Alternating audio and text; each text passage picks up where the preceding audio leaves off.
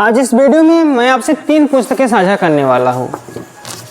3 पुस्तकें हर उस बहुजन क्रांतिकारी को पढ़ना चाहिए जो बाबा साहब को मानने वाले हैं, जो पेरियार एवी रामास्वामी को मानते हैं, जो ज्योतिबा फुले को मानते हैं, जो संत गाडगे बाबा को मानते हैं, जो कबीरदास जी को मानने वाले हैं और जो महात्मा बुद्ध के बताए हुए रास्ते पर चलते हैं। ये सबसे पहले आप 3 पुस्तकें पढ़िए। आपके दिमाग में जो चीज़ें हैं वह चीज़ें पहले काफ़ी दूर हो।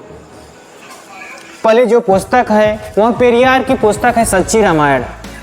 सबसे पहले पुस्तक यह आपको पढ़नी है। सच्ची रामायण में आपके राम की जो सच्चाई है, उनकी क्या असलियत है, शंभुक वध।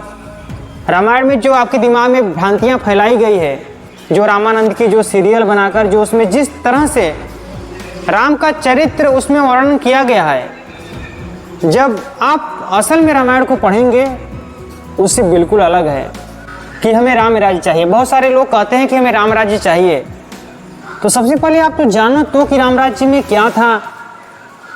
जब मैं इन किताबों को पढ़ता हूँ, जब मैं उनके ग्रंथों को पढ़ता हूँ, तो मैं वहाँ अपने लोगों को खोजने का प्रयास करता हूँ कि उसमें जो मेरे लोग थे कैसे थे, वे कैसे जीवन जीते थे, राम राज्य में उनकी क्या दशा थी। जब मैंने पढ़ा तो शंभुक वध मिला और एक और व्यक्ति मिला जिसमें उसकी हत्या कर दी गई थी, उसके कान में शीशे पिघलवा कर डाले गए थे। बहुत सारी चीज़ें मिलेंगी। तो सबसे पहले आप पेरियार एवी रामास्वामी के सच्ची रामायण इस पुस्तक को पढ़िए। इसमें राम के जितने भी पात्र हैं वे सभी पात्रों का इसमें वर्णन किया गया है और इसमें कोई झूठी मूठी नहीं बातें कही गई है। जैसे भवभूति का रामचरित्र है, उत्तर रामचरित्र है, उसमें जो चीज़ें कही गई है तो उसमें कुछ डिफरेंस कही गई है। शंभु के प्रति क्या कही गई है। उसके बाद जो तुलसीदास की रामायण है, जब उसको आप पढ़ेंगे रामचरितमानस, तो उसमें क्या चीज़ें दी गई है। उसके बाद जो ओरिजिनल रामायण है, जो संस्कृत भाषा में लिखा गया है, अब तो उसका भी नया वर्जन आ रहा है, नई नई चीज़ों का उसमें बदलाव किया जा रहा है, उसको बदल दिया जा रहा है उसके अर्थों को। अगर आपके पास पुरानी किताबें मिल जाए तो उसको पढ़ना, तब आपको समझ में आएगा कि असल में राम राज्य में क्या था, क्या स्थिति थी हम लोगों को जो आज हम राम को मानते हैं। इसमें राम, लक्ष्मण, भरत, शत्रुघ्न जितने भी चीज़ें हैं सभी का चरित्रों का इसमें वर्णन किया गया है। और असल में ये रामायण कहाँ की है, राम कहाँ पैदा हुए थे, क्या सच्चाई है, यह पुस्तक बयां करती है। तो इस पुस्तक को आपको जरूर पढ़ना है और अपने घर वालों को भी पढ़ाना है। पहली पुस्तक। दूसरी पुस्तक है गुलामगिरी। यह गुलामगिरी ज्योतिबा फुले के द्वारा यह पुस्तक लिखी गई है। इस पुस्तक में आपको पुराणों से संबंधित जो चीज़ें अफवाह फैलाई गई है, कोई मछली से पैदा हो रहा है, कोई मैल से पैदा हो रहा है, कोई भुजाओं जंघाओं से, कोई मुख से जो पैदा हो रहा है ना, उसका भंडाफोड़ यह किताब करती है। आपको सोचने का एक नज़रिया देती है पुस्तक गुलामगिरी। ब्रह्मा के शरीर से अलग अलग जगह से 4 लोग पैदा हुए, ब्राह्मण, क्षत्रिय, वैश्य और शूद्र। तो यह पुस्तक सवाल पैदा करते हैं। इसमें है ढूंढीराव सवाल पूछते हैं ज्योतिबा फुले से और ज्योतिबा राव फुले उनका जवाब देते हैं।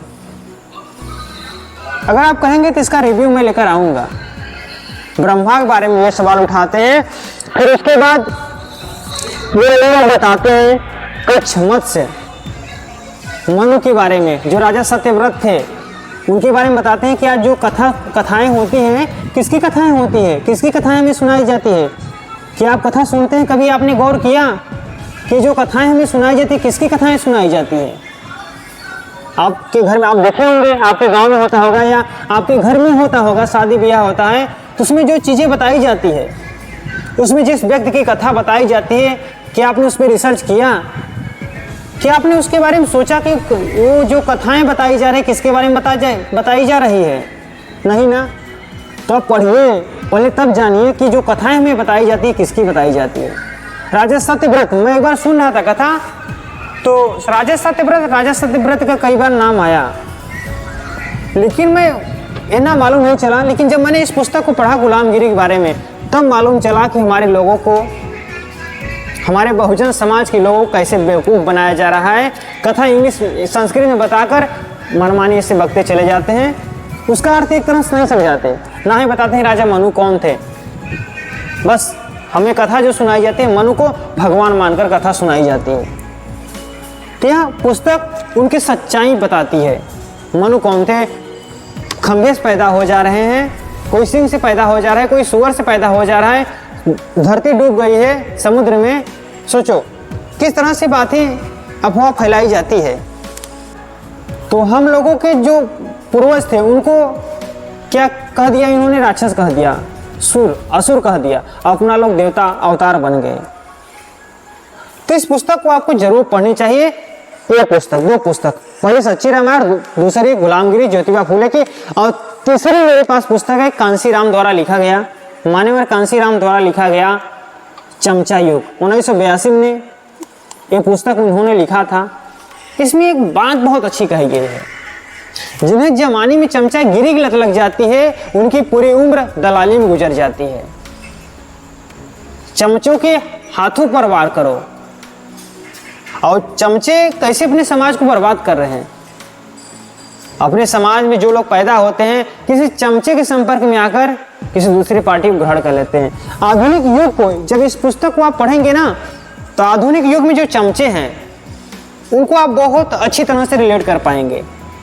चमचों की शुरुआत कब हुई? कि जब पुणे पैक्ट हुआ बाबा साहब डॉक्टर भीमराव अंबेडकर के बीच और गांधी के बीच, तब उन ब्राह्मणवादियों ने चमचे पैदा किए। उन लोगों ने चमचे पैदा किए जिससे अपने समाज के ही कोई एक व्यक्ति ऊपर उठकर जाता है और वह अपने समाज के लिए नहीं करता, किसी दूसरे उन लोगों की विचारधाराओं से वह काम करता है। तो यह पुस्तक आपको जरूर पढ़नी चाहिए।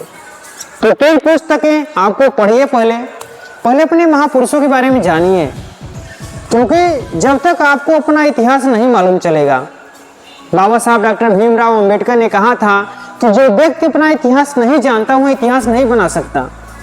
तो सबसे पहले तो आपको मालूम रहना चाहिए ना कि हमारा इतिहास क्या है, हमारे पूर्वजों ने कितना संघर्ष किया।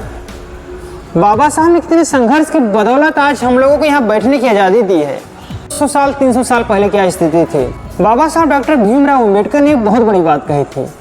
उन्होंने कहा था लड़ो,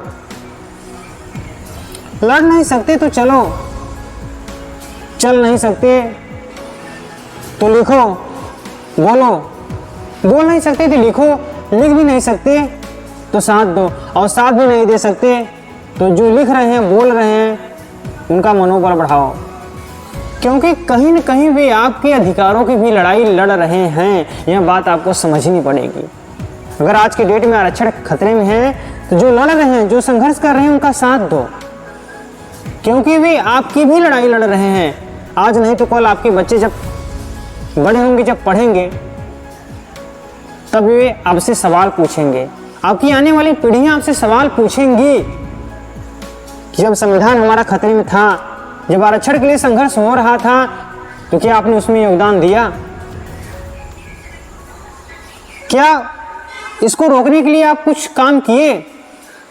क्या इसके लिए आपने लड़ाई लड़ी? यह सवाल आपकी आने वाली पीढ़ियां जरूर पूछेगी।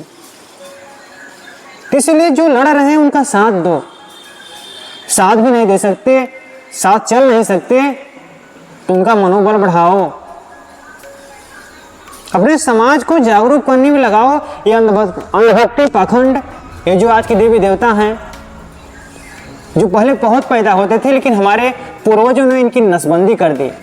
ज्योतिबा फूले, पेरियार, ए.वी. रामास्वामी, बाबा साहब डॉक्टर भीमराव अंबेडकर, कबीर दास, इससे जब से पैदा होने लगे ना, इन लोगों की धीरे धीरे पैदा होना ही बंद हो गए। पहले वो लोग हम लोगों को नहीं मानते थे।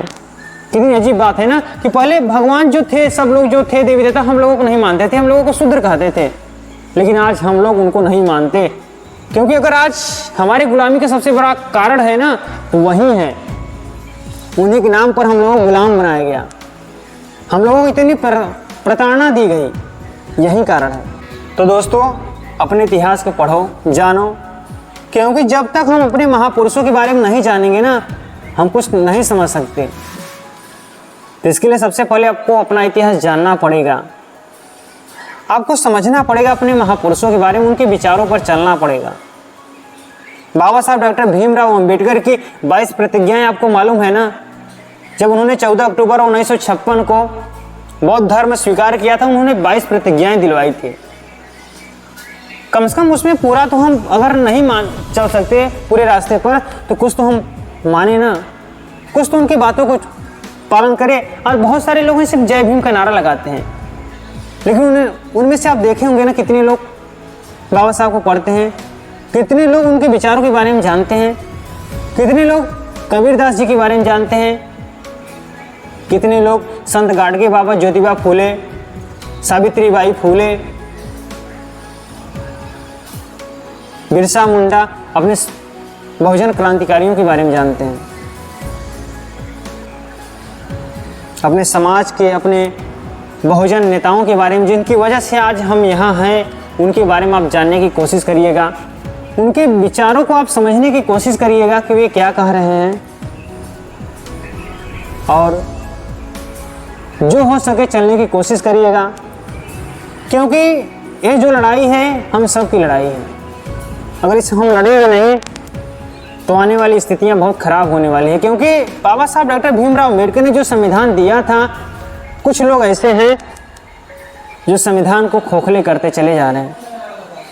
संविधान को ख़त्म करने की साजिश चल रही है, इस बात को हमें समझना पड़ेगा, क्योंकि जब संविधान ख़त्म किया जाएगा ना, तो हमें अलाउ नहीं कर दिया जाएगा कि संविधान ख़त्म हो रहा है, संविधान ख़त्म कर दिया जा रहा है। नहीं दोस्तों, ऐसा नहीं किया जाएगा।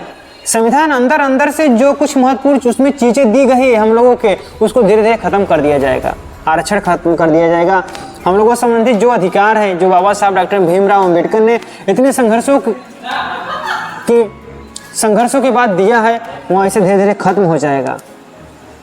तो इसकी लड़ाई हमें लड़ना पड़ेगा, और जो लड़ाई लड़ रहे हैं जो आगे हैं, उनका साथ देना पड़ेगा। तो चले मिलते हैं अगले वीडियो में, तब तक रखिए अपना ख्याल। जय भीम, जय भारत, जय संविधान, संविधान जिंदाबाद।